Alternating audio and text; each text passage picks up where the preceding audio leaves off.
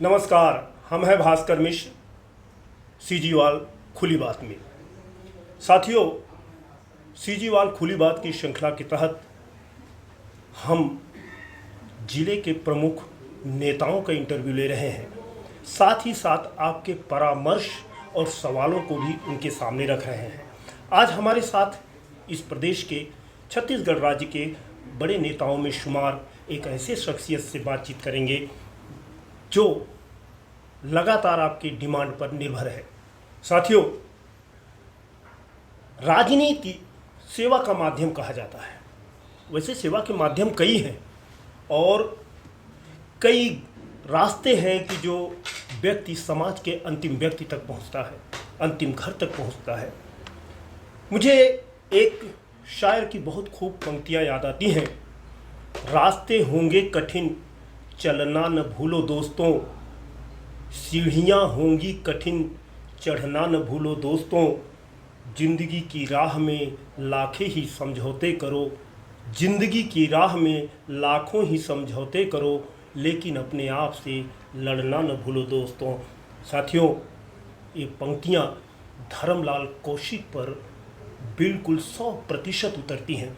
धर्मलाल कौशिक वह शख्सियत हैं, एक किसान पुत्र, खुद किसान, अच्छे अधिवक्ता। खेत की टेढ़ी मेढ़ी पगडंडियों से उन्होंने संविधान के बड़े बड़े पदों को हासिल किया। न केवल छत्तीसगढ़ राज्य के विधानसभा अध्यक्ष बने, बल्कि संगठन में यानी भारतीय जनता पार्टी के बड़े पद पर भी पहुंचने में उन्हें कामयाबी मिली। हम जानने का प्रयास करेंगे धर्मलाल कौशिक से कि एक किसान का बेटा टेढ़ी मेढ़ी पगडंडियों से मेड़ के रास्ते संविधान की उस ऊंची कुर्सी तक पहुंचने में कितनी कठिनाई का उन्हें सामना करना पड़ा। धर्मलाल कौशिक जी, आपको नमस्कार सीजीवाल खुली बात की तरफ से। राजनीति में आना कैसे हो गया आपका? राजनीति में वास्तविक में मैं कभी सोचा नहीं था कि मैं इतने सक्रिय रूप से राजनीति में जुड़ जाऊंगा। ये अलग बात है कि हमारे यहाँ पिताजी लगातार यहाँ सरपंच रहे और उस नाते यहाँ पर जमुना प्रसाद वर्मा जी हैं, आपके हमारे सांसद शुक्ला जी रहे, मदन भैया के नाम से प्रसिद्ध रहे, पांडे जी हैं, मूलचंद जी हैं, डॉक्टर डीपी अग्रवाल हैं। ऐसे अनेक लोगों का आना जाना शुरू से यहाँ पर रहा है पिताजी के समय। और उस समय मैं तो लगभग समझिए कि जनसंघ के समय की बात करेंगे, प्राइमरी स्कूल में ही था लगभग में। जी। किंतु ये कभी नहीं सोचा था कि मैं राजनीति में सक्रिय हो जाऊंगा और या विधायक बनने के कभी मेरे मन में लालसा हो, ये भी कभी नहीं रही। पिताजी की केवल एक इच्छा थी कि मैं वकालत करूं और मैं एमए करने के बाद में लॉ किया और लॉ करने के बाद में फिर वकालत में प्रारंभ किया जी। और वकालत विश्वास उत्तलवार जी के साथ मैंने प्रारंभ किया और उन्हीं के साथ काम किया। धीरे धीरे क्षेत्र में जाना और एक बात मुझे जो चुभी कि लोग राजनीति करने के लिए यहाँ पर आते हैं और राजनीति करके चले जाते हैं, लेकिन क्षेत्र को कुछ हासिल नहीं हुआ। लंबे वर्षों तक यहाँ एक पार्टी के विधायक रहे, जनप्रतिनिधि रहे, लंबे वर्षों तक मंत्री बनने का उनको अवसर प्राप्त हुआ।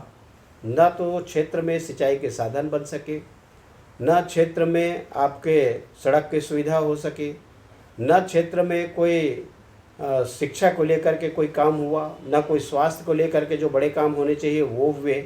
और इसलिए मन में ये लगा कि लोगों के राजनीति के चारागाह बनने बिल्हा को न दे। जब तक लोकल यहाँ से हम नहीं आएंगे तो मुझे नहीं लगता कि यहाँ का विकास हो या यहाँ के लोगों का विकास हो जी। और यही मन में एक तड़फ रही है जो राजनीति में मुझे खींच के लाने का जो कारण है, वो क्षेत्र का विकास को लेकर के कि पिछड़ा हुआ क्षेत्र, शहर से लगा हुआ क्षेत्र, मंत्री तक लोग बने लेकिन यहाँ के लोगों के ऊपर ध्यान नहीं दिया। यही एक प्रमुख कारण रहा राजनीति में आने का। हम ये आपकी मतदाता, आपकी जनता और हमारे दर्शक ये जानना चाहते हैं, समाज सेवा का माध्यम सिर्फ राजनीति क्यों होता है? ज़्यादातर लोग रसूख के लिए चले आते हैं और कुछ बनाने के लिए चले आते हैं, जनता की सेवा वहाँ ख़त्म हो जाती है। एक किसान का बेटा पगडंडियों से निकला, संविधान के बड़े बड़े पदों तक पहुँचा, तो इस दौर में आपको कितनी परेशानियों का सामना करना पड़ा है? देखिए, जहाँ तक किसी भी क्षेत्र में जाएंगे तो आज प्रतिस्पर्धा का दौर है। चाहे आप प्रशासनिक क्षेत्र में जाइए, व्यापार के क्षेत्र में जाइए, समाज के क्षेत्र में जाइए, वहाँ भी चुनाव हो जाता है, राजनीति के क्षेत्र में जाएं तो प्रतिस्पर्धा का दौर है। लेकिन ये है कि विश्वास ऊपर वाले के ऊपर होना चाहिए, अपने जो बड़े हैं उनके ऊपर विश्वास होना चाहिए। और मुझे लगता है कि आप विश्वास के साथ में काम करेंगे तो हम लोग तो ये कहते हैं कि भगवान के घर में देर है अंधेर नहीं है, कभी न कभी वो मार्ग में आप पहुँचेंगे और मार्ग से चल करके उस जो आपका लक्ष्य है उस लक्ष्य को प्राप्त करेंगे। तो इस दृष्टिकोण से जब मैं भारतीय जनता पार्टी का जनसंघ के बाद में भारतीय जनता पार्टी का सदस्य बना, उस नाते कार्यकर्ता के बतौर मैं काम करते रहा और काम करते करते फिर हम लोग लखे भैया यहाँ बिलासपुर में उनसे सब संपर्क में आ गए और इस नाते हम लोग को टिकट भी मिल गई और टिकट मिलने के बाद में विधायक भी बन गए। आपने जो ये बातें कही कि रसूखदार और बाकी इसलिए राजनीति का माध्यम तो राजनीति का माध्यम बन गया है, लेकिन समाज सेवा के क्षेत्र में अन्य भी माध्यम हो सकते हैं। मैं आपसे ये कहना चाहता हूँ कि आज भी समाज के क्षेत्र में, सेवा के क्षेत्र में जो लोग लगे हुए हैं, वास्तविक में आपके हाथ में कोई पावर होगा तो आप उनके लिए कर पाएंगे। मैं वकालत करते रहा, वकालत में उनके लिए काम करते रहा, लेकिन यदि क्षेत्र में मुझे सिंचाई का साधन चाहिए, यदि मुझे क्षेत्र में बिजली चाहिए, यदि मुझे क्षेत्र में अस्पताल चाहिए, तो मैं केवल समाज सेवा के क्षेत्र में काम करके शायद उनको मैं नहीं दिला पाता। लेकिन आज मैं जो दिलाने में यदि संभव हुआ उसका माध्यम राजनीति तो है। राजनीति वास्तविक में हम लोगों के लिए कोई वो एक सेवा का माध्यम है कि जिसके माध्यम से हम किसी अधिकारी को बात कर सकते हैं और अधिकारी हमारी बात माने, किसी मंत्री को बात कर सकते हैं, मंत्री हमारी बात माने और उस दायित्व को संभालते हुए उसको करवा पाने में हम सक्षम हुए। कौशिक जी, लेकिन शायद मैं राजनीति के बाहर रहता तो मुझे नहीं लगता कि आज भी जो बिल्हा में विकास के कार्य हुए हैं वो विकास हम कर पाते। सवाल आगे चलते हैं हम लोग लेके। 2018 में आपकी सेवा भाव, आपके कद के अनुरूप भारतीय जनता पार्टी ने यहाँ का प्रदेश अध्यक्ष बनाया छत्तीसगढ़ राज्य का। बड़ी करारी हार हुई, तो उस हार की कभी समीक्षा हुई और हार का कारण क्या हो सकता? देखिए, पार्टी के अंदर भी उसकी समीक्षा भी हुई और उस हार को लेकर के किसी के ऊपर दोषारोपण करना ठीक नहीं है। मैं जवाबदारी के साथ में मैंने कहा कि चूँकि मैं प्रदेश अध्यक्ष हूँ इसलिए मेरी जवाबदारी है, मुख्यमंत्री जी ने कहा कि मेरी जवाबदारी है और वैसे पार्टी में सामूहिक जवाबदारी होती है। लेकिन अब उसके औचित्य ख़त्म हो गया है। अब तो यह है कि आने वाले समय में हम नए सिरे से पार्टी को हम मजबूती की दिशा में ले जाएं। आज हम विपक्ष में हैं, जनता की आवाज़ को उठाएं और जो परिस्थितियां उस समय 2018 में रही है, आने वाले 2023 में ठीक उल्टा हो और यहाँ भाजपा की सरकार बने। उसके लिए क्या प्रयत्न हो सकता है, उसके लिए क्या योगदान हो सकता है और उसके लिए कितना सशक्त पार्टी को किया जा सकता है, मुझे लगता है अब उस पर बात होनी चाहिए। क्योंकि पिछली बातों को लेकर के हम बैठे रहेंगे तो उससे कोई विकास हो, उससे कोई बात बनेगी नहीं, बल्कि आने वाले समय की जो चुनौतियां हैं उन चुनौतियों का हमको सामना करना चाहिए। नेता प्रतिपक्ष बन गए आप विधानसभा में हार के बाद और आपको एक और भी बड़ी भूमिका मिल गई, लेकिन ये महसूस कर रहे हैं लोग कि नेता प्रतिपक्ष से कहीं ज़्यादा नेता प्रतिपक्ष की भूमिका में डॉक्टर रमन सिंह नजर आ रहे हैं। तो इतना सन्नाटा क्यों है आपकी तरफ से? आप मुखर वक्ता के रूप में जाने जाते हैं। देखिए, मैं आज भी मुखर हूँ और सारे विषयों पर मैं बात करता हूँ, लेकिन जहाँ तक डॉक्टर रमन सिंह की बात है तो 15 सालों प्रदेश के मुख्यमंत्री रहे हैं। नेता प्रतिपक्ष अपनी जगह है, लेकिन 15 साल जो मुख्यमंत्री रहे हैं, स्वाभाविक रूप से चाहे वो प्रशासनिक हो, लोगों के बीच में उनकी लोकप्रियता हो या उनका कार्यक्षेत्र जो रहा है, आज उसको इग्नोर नहीं किया जा सकता। तो इसलिए स्वाभाविक रूप से डॉक्टर रमन सिंह जी का नाम आएंगे और न केवल इस प्रदेश में, बाकी प्रदेशों में भी लगभग यही स्थिति बनती है। लेकिन जहाँ तक मुझे जो जवाबदारी दी गई है उस जवाबदारी में मैं कहीं पीछे नहीं हूँ। चाहे वो किसानों का मामला हो, चाहे यहाँ पर नक्सलाइट की घटनाएं हो, चाहे यहाँ पर रेप कांड की जो घटनाएं हो रही है, या धान को लेकर के जो बात हो रही है, ऐसा कोई मुद्दा नहीं है, चाहे शराब को हो, चाहे रेत माफिया को हो, चाहे जिस प्रकार से प्रदेश में माफियाओं का जो राज चल रहे हैं। ऐसा लगता नहीं कि कांग्रेस की सरकार चल रही है, बल्कि माफियाओं का राज आगे है। इस प्रकार से माफिया सक्रिय हो गए हैं इस राज्य में। तो सारे विषयों को लेकर के हम सड़क से लेकर के सदन तक में उठा रहे हैं। हाथरस में तमाम उठापटक चालू है।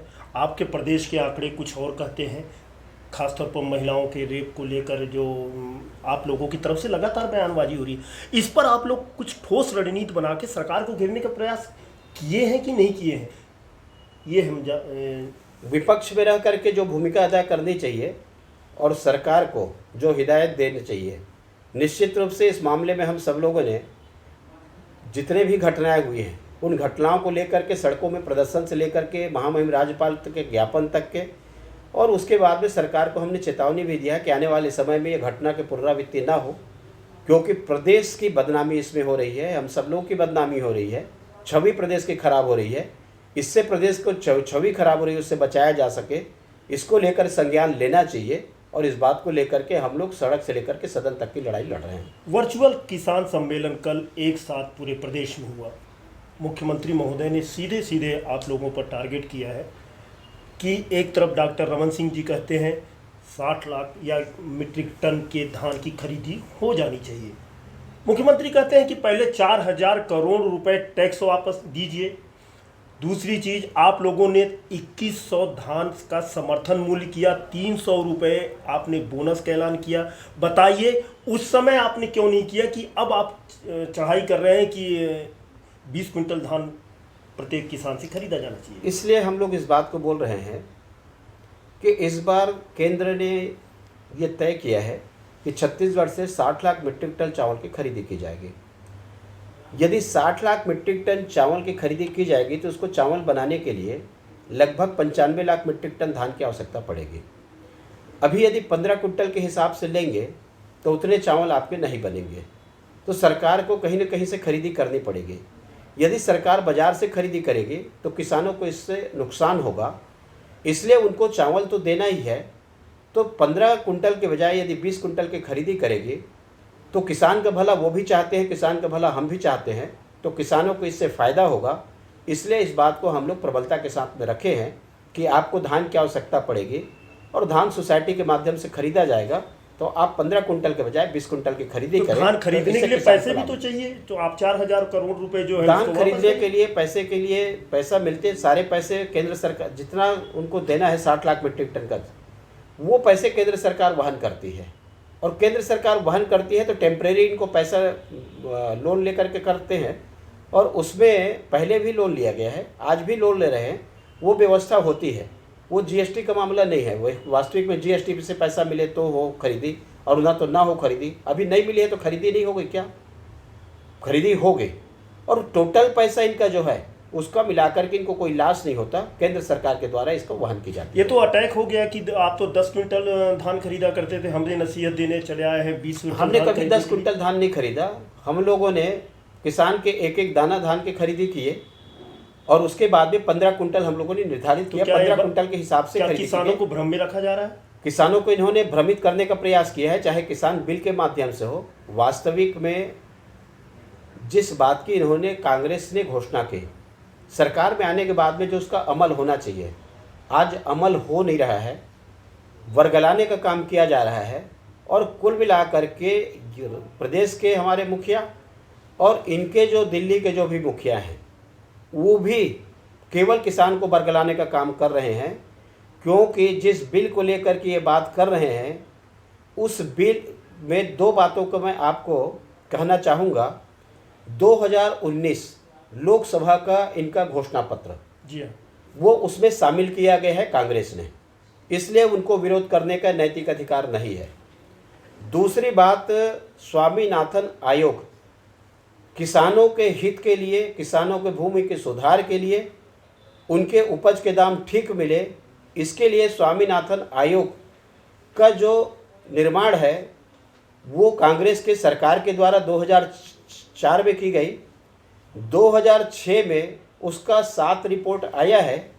उस 7 रिपोर्ट में यह दिया गया है कि एमएसपी लागत मूल्य से 1.5 गुना किसान की आय होनी चाहिए, उसमें दिया गया है। इस बात को मोदी जी ने एमएसपी में शामिल किया है। दूसरा, अंतर्राज्यीय व्यापार, उसमें दिया गया है कि किसानों के लिए वो ट्रेड खुलनी चाहिए और जो मंडी है उसमें उसके सीमा से बाहर ला करके उनको बेचने की सुविधा मिलनी चाहिए। उस कमीशन में दिया गया है, ये उन्हीं के द्वारा बनाई गई कमीशन है। नहीं पढ़े तो उसको एक बार पढ़ लें और पढ़ने के बाद में बातचीत करें, अपने घोषणा पत्र को पढ़ लें और पढ़ने के बाद में बातचीत करें, तो मुझे लगता है कि धरातल में आएंगे। ये भ्रम जो फैला रहे हैं, वास्तविक में आज कांग्रेस के सामने 2 स्थिति, या तो आपने घोषणा पत्र जारी किया, वो आपका सही है, या आज आप बोल रहे हैं तो वो सही है, तो आपका घोषणा पत्र आपका झूठा है। और यदि झूठा घोषणा पत्र आपने जारी किया है तो वो भी किसानों के साथ में अन्याय है। और यदि घोषणा पत्र सही है तो आज आप केवल बरगलाने का प्रयास कर रहे हैं। आपकी बातें सही नहीं है क्योंकि आपने अपने घोषणा पत्र में दूसरा वादा किया है। मुख्यमंत्री जी कहते हैं एक राष्ट्र एक बाजार की बात प्रधानमंत्री महोदय कहते हैं, तो उसमें एक दर भी जोड़ दिया जाए किसानों को लेकर। इस पर आप सहमति दे सकते हैं कि देखिए, मेरी सहमति की बात नहीं है। जो आपका आयोग आपने गठन किया, आयोग ने जो जो सुझाव दिए हैं, मोदी जी उस आयोग के सुझाव के अनुसार काम कर रहे हैं और इसलिए उनके ही द्वारा आयोग बनाया गया है, उनके ही द्वारा कमीशन के द्वारा ये जो रिपोर्ट सौंपी गई है उसके तहत मोदी जी उसको पालन करा रहे हैं। क्योंकि इनकी सरकार रही, 2006 में आ गए, लेकिन 2013 तक इनकी सरकार रही। कभी उस आयोग को पत्ता को पलटने का भी इन्होंने नहीं सोचा कि हम उसको पलट के देख ले कि हम आयोग बनाए हैं तो उसमें क्या सिफारिश किया गया है। लेकिन मोदी जी इनके आयोग के सिफारिश को आज वो लागू कर रहे हैं। अब आपके थोड़ा विधानसभा में चले आते हैं। विधानसभा में एक दौर था कि डॉक्टर रमन सिंह जी ने कहा था कि जितना विकास की बयार बिल्हा विधानसभा में आए हैं उतना पूरे प्रदेश में नहीं है। खास तौर पर मैं एनीकट और सिंचाई व्यवस्था को लेकर बात कर रहा हूँ। 200 एनीकट बने हैं, लेकिन 200 एनीकट, यह भी बात जांच पड़ताल के दौरान आई कि वो सब भ्रष्टाचार के शिकार हो चुके हैं। इसमें आपको कितना इत्तेफाक रखते हैं? देखिए, शायद आपको गलत सूचना मिली है। एक आध दिन मेरे साथ चलेंगे, मैं आपको अपने यहाँ के एनीकट दिखाऊंगा। मेरे यहाँ के एक भी एनीकट नहीं फंसता है जो दूसरे जगह हो रहा है। मेरे यहाँ के एनीकट बनने के बाद में जल स्तर बढ़ा है। ये हमारा जो क्षेत्र है, बारिश कम होती है, वाटर लेवल डाउन हो जाता है, वृष्टि छाया का क्षेत्र है और इसके कारण में आज आपको नदी किनारे जितने गांव जहां नदी है, मैं उस गांव में आपको लेकर के चलूँगा। आज सभी लोग ये चाह रहे हैं कि भैया इतना अच्छा हुआ है और उसी को देख करके आज कांग्रेसी भी मांग कर रहे हैं कि हमारे क्षेत्र में भी एनीकट बननी चाहिए। नंबर 1। नंबर 2, अरपा भैंसाझार योजना, ये मेरा ड्रीम प्रोजेक्ट है। उसी में पैच लग गया है? पेच नहीं लगा है, वो काम चल रहा है। आपको मालूम नहीं है, जो पेच है वो बिलासपुर का पेच है, हमारा पेच नहीं है। उसमें का पानी अब सिंचाई का शुरू हो गया है। आप शायद गए नहीं हैं, कोपरा बांध आप देख करके आइए एक बार। आप देख करके आएंगे, आपको आनंद आएगा। तो उसमें लगभग 92 गांव 62,000 एकड़ की सिंचाई होगी और वो तखतपुर विधानसभा और बिल्हा विधानसभा दगौरी तक के उसमें सिंचाई होगी। मुझे लगता है कि 1-2 साल में वो कार्य पूर्ण हो जाएंगे। तेज़ी के साथ में वो कार्य चल रहा है। उसमें कोई पैच नहीं लगा है, कोई पैक नहीं हुआ है और उसमें इसके आने के बाद में बिल्हा आबाद हो जाएगी। यहाँ के किसानों को भरपूर पानी मिलेगा। अकाल के मार हम लोग झेलते हैं, उस अकाल से हमको एक फसल के लिए मुक्ति मिल जाएगी। हमारे तालाब भरे रहेंगे, हमारे नदी भरे रहेंगे। ये लगभग 62,000 एकड़ की सिंचाई होगी। वर्षों से वो लंबित रहा। 35 से अंग्रेजों के समय उसका हुआ था सर्वे, 1935 से जी। 1933 में उसका सर्वे हुआ। उसके बाद में मनोहरलाल पांडे जी जब सिंचाई मंत्री बने, उस समय उसका यहाँ पर शिलान्यास हुआ और शिलान्यास होने के बाद में कांग्रेस की सरकार बन गई। फिर ठंडे बस्ता में चला गया। मैं जब विधानसभा का अध्यक्ष बना तब वो फिर चालू हुआ है और आज बहुत तेज़ी के साथ चल रहा है। सारे नहरों का काम चल रहा है, पिचिंग का काम उसमें चल रहा है। दूसरा, मैंने पथरिया बैराज उसमें सिंचाई का मैंने शुरू कराया, उसमें कराया बांध का काम शुरू कराया है।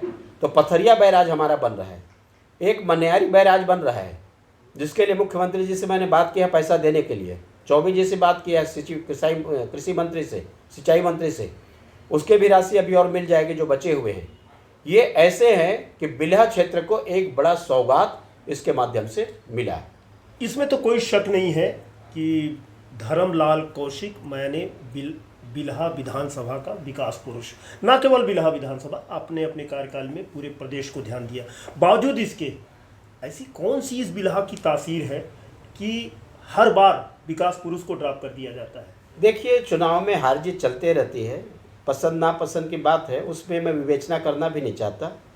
वही जनता है कि जब मुझे बाहर किए थे, वही जनता है 27,000 मत से मुझे बैठाए इसमें हैं। कोई शक नहीं कि इसलिए मैं उनका आभारी हूँ और मैं उनको धन्यवाद देता हूँ। और मैं तो ये कहता हूँ कि बिल्हा क्षेत्र के मतदाता का मैं ऋणी रहूँगा कि आज जो भी यदि विकास हुआ है इसमें उनका योगदान है। यदि वो मुझे अवसर नहीं देते तो शायद ये विकास नहीं होता।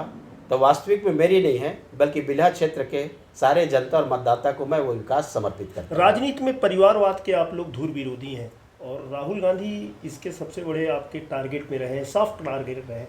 आपके पुत्र भी तो राजनीति में आ रहे हैं, उनके बारे में कुछ? मेरे ख्याल से आप उनको कहीं नहीं देखे होंगे। नहीं देखे हैं कि सार्वजनिक पदाधिकारी नहीं, कोई पदाधिकारी नहीं है वो। आप खोल के देख लीजिए, वो कोई पदाधिकारी नहीं है। और कोई भी मंच में आप उनको नहीं देखे होंगे, वो कोई भी उद्घाटन शिलान्यास करने आज तक यदि वो नहीं गए। राजनीति में आना चाहे तो इसका अर्थ है आप दबा देंगे, ये भी कहा जाए, या विरोध का अर्थ ये कतई नहीं है कि वो राजनीति के यदि उनमें प्रतिभा है तो उसको दबा देंगे लोगों के कहने पर। ना किसी को दबाना पड़ता, ना किसी को लाना पड़ता। जिनका इंटरेस्ट है, जिनकी रुचि रहती है, लोग भी उनको देखते हैं। और लोग देखते हैं तो जो परिस्थितियां बनती है आगे देखेंगे। लेकिन आज जो आप बोल रहे हैं कि मैं लाना चाहता हूं, तो आप देखे होंगे कि मेरे कोई कार्यक्रम में वो नहीं आपको दिखाई नहीं देंगे। सवाल और भी हैं, एक बहुत महत्वपूर्ण केंद्र से जुड़ी हुई सवाल है। आप बहुत बड़ी बड़ी ऊंचाइयों को पा चुके हैं मुख्यमंत्री पद को छोड़कर, और क्या उसकी कभी लालसा रही है? देखिए, हमारे यहाँ कद के नेता हैं यहाँ के, आप नंबर 2 में आते हैं। हमारे यहाँ दायित्व दिया जाता है और इसलिए हम लोग ये बोलते हैं कि भैया मुझे ये दायित्व मिला है, तो जो दायित्व पार्टी दे, ईमानदारी के साथ में, निष्ठा के साथ में उसका निर्वहन करना चाहिए। जितनी हमारी ताकत है, जितनी हमारी शक्ति है, जितनी हमारी भक्ति है, उसके अनुसार से मैं हमेशा प्रयास किया हूँ कि उस पद के साथ में ईमानदारी रहे और उस पद के साथ में अन्याय ना हो। उस पद के साथ आप ईमानदार हैं कि नहीं है, मैं जानना चाहता हूँ। मुख्यमंत्री धर्मलाल कौशिक क्यों नहीं?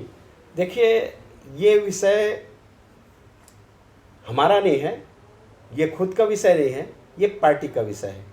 इसलिए अपने बारे में कभी ये विचार नहीं आना चाहिए। अपने बारे में तो यही विचार आना चाहिए कि हमारे ऊपर सब बैठे हुए हैं, किनको क्या बनाना है उनकी जवाबदारी है। हमको जवाबदारी दी गई है, उस जवाबदारी के साथ में हम अन्याय नहीं करेंगे। उस जवाबदारी का हम जितने अधिक परिश्रम करके और सक्षमता के साथ में उसका हम निर्वहन करेंगे। काबिल मानते हैं कि नहीं मुख्यमंत्री के लिए? देखिए जी, हमने इस बात को किनारे हटा दिया है, इसलिए इस प्रश्न का कोई जवाब नहीं है। अब चलिए संगठन की बात कर लेते हैं। राष्ट्रीय कार्यकारिणी में इस बार छत्तीसगढ़ का चेहरा मात्र एक है। मुख्यमंत्री महोदय कहते हैं कि राम विचार नेताम सरोज पांडे को दूध में मक्खी की तरह बाहर कर दिया गया। इवन धर्मलाल कौशिक को भी उसमें होना चाहिए था, उनकी चर्चा तक नहीं हुई। तो क्या ऐसा ये आरोप सही है क्या? वो ये तो आरोप दिखाई दे रहा है कि पहले हमारे प्रदेश से 2-2, 3-3, 4-4 चेहरे थे। ऐसा है कि जहाँ तक आप 2 नाम लिए हैं, हो सकता है पार्टी को और दायित्व देना चाहते हो सकता है पार्टी उनके बारे में कोई और सोच रहे हो। इसलिए किसी के बारे में ये कहना कि दूध के मक्खी की तरह निकाल दिया गया है, मैं बिल्कुल उससे सहमत नहीं हूँ। डॉक्टर रमन सिंह जी उसमें हमारे राष्ट्रीय उपाध्यक्ष हैं, सौदान सिंह हमारे छत्तीसगढ़ से ही संगठन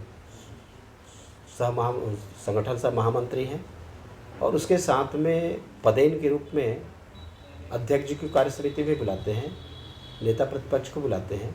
तो लगभग ये परंपरा रही है, इसलिए उनका नाम अलग से कोट नहीं करते, लेकिन कार्यसमिति में बुलाते हैं। मरवाही चुनाव सिर पर है, सिर पर क्या कल है। और सक्रियता बढ़ चुकी है। आप महसूस कर रही है जनता कि आप उससे कुछ दूर हैं, उसका कारण भी हम जानेंगे। सवाल मुख्य ये है, 15 साल तक आप सत्ता में रहे, जोगी के साथ चुनाव लड़े मरवाही में। अब तो ऐसा लग रहा है कि विपक्ष में रहने के साथ साथ आप जोगी के साथ अभी भी चुनाव लड़ रहे हैं। ना पहले हम जोगी के साथ चुनाव लड़े हैं और न अभी हम जोगी के साथ चुनाव लड़ रहे हैं। ये अलग बात है कि रामदयाल उइके के बाद में हमारे विधायक वहाँ पर चुन करके नहीं आए, लेकिन एक कद काठी जोगी जी का रहा है, हम सबको मालूम है। आज मरवाही में वो परिस्थितियाँ नहीं हैं और इसलिए मुझे पूरा भरोसा है कि इस बार भारतीय जनता पार्टी वहाँ पर जीत करके आएगी। साथियों, अभी आपने छत्तीसगढ़ विधानसभा नेता प्रतिपक्ष धर्मलाल कौशिक से किए गए सवालों को जवाब सुना है। बताना बहुत ज़रूरी है कि धर्मलाल कौशिक कहीं पर भी फंसते हुए नज़र नहीं आए। आपके सारे सवाल उनसे पूछे गए, बहुत साफगोई से उन्होंने अपने सरकार के कार्यकाल के किए गए न केवल कार्यों को रखा, बल्कि बिलहा में एक विकास को एक नई ऊंचाई दी है। धर्मलाल कौशिक, जैसा कि सभी लोग जानते हैं, वर्तमान में अपनी जिम्मेदारियों को छत्तीसगढ़ विधानसभा में नेता प्रतिपक्ष के रूप में निभा रहे हैं और उनका साफ कहना है कि मरवाही में भारतीय जनता पार्टी की जरूर जीत होगी। उन्होंने एक सिरे से इनकार कर दिया कि राजनीति में हम परिवारवाद के समर्थक नहीं हैं, लेकिन यदि कोई राजनीति में परिवार का सदस्य आना चाहे तो अपने कैलिबर से सामने आ सकता है, लेकिन हमारे तरफ से उनकी तरफ कोई सपोर्ट नहीं रहेगा। आज इतना ही, दीजिए आज्ञा, नमस्कार।